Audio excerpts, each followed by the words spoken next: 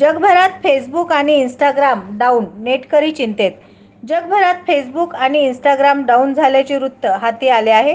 अनेक युजर्सचे Facebook account आपोआप log out होत असल्याची तक्रार समोर येत आहे.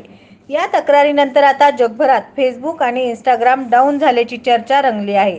जगभरात फेसबुक आणि इंस्टाग्राम डाऊन झाल्याचे वृत्त हाती आले आहे.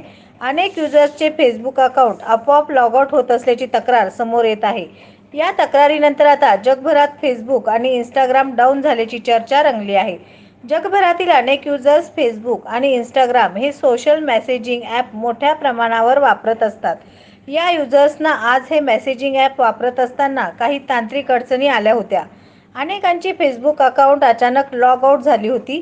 या दरम्यान अनेकांनी त्यांचे अकाउंट लॉग इन करण्याचा प्रयत्न केला होता. मात्र तांत्रिक अडचणीमुळे अनेक युजर्सचे फेसबुक सुरूच झाले नव्हते.